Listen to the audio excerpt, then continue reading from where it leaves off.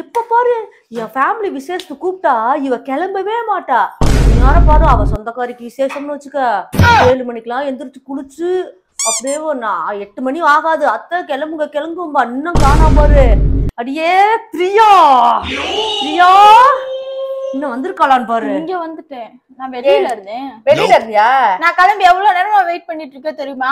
ஆமா ஆமா, சொந்தக்காரங்க விசேஷத்துக்குன்னா மட்டும் அப்படியே பார்த்தா துள்ளி குதிச்சு காலையில அன்னாரமே எந்திரிச்சு கிளம்பி ஓடுறது. ஆமா, போன வாரம் என் சொந்தக்காரங்க விசேஷம் தான் வந்துச்சு, நீங்க அப்படியே கிளம்பி வந்துட்டீங்களா? அது மாதிரிதான் நானும்.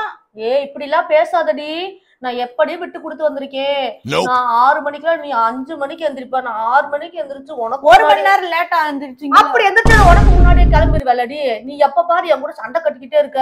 நீங்க கிளம்பியத்த, நீங்க ஒரு தோடை போட்டு செயினை போட்டு வளையல போட்டு சேலையை கட்டி கிளம்பி வந்துருவீங்க. நான் பூ வைக்கணும், பொட்டு வைக்கணும், சந்தனம் வைக்கணும், வளையல்லாம் விதவிதமா போடணும், மோதிரம் போடணும், இதெல்லாம் லேட் ஆகும்ல. அப்புறம் சுடிதார் எல்லாம் போடணும்.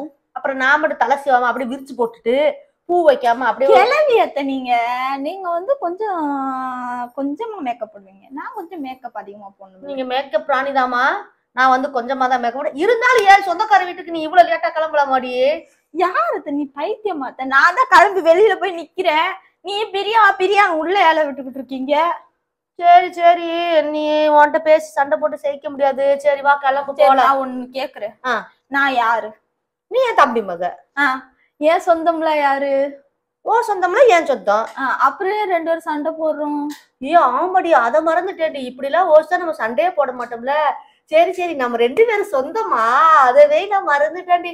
சரி வா நம்ம ஜாலியா போயிட்டு வந்தோம். மாமியார்னு வந்தா அப்படியே மருமக சொந்தத்தை கூட மறந்துடுறதா? ஆமாடி, இப்ப எனக்கு அவப்படுத்தல, இனிமேல் மறக்கவே மாட்டேன். மெமரி லாஸ் ஆனாலும் மறக்க மாட்டேன். சரி வா கிளம்பு போலாம்.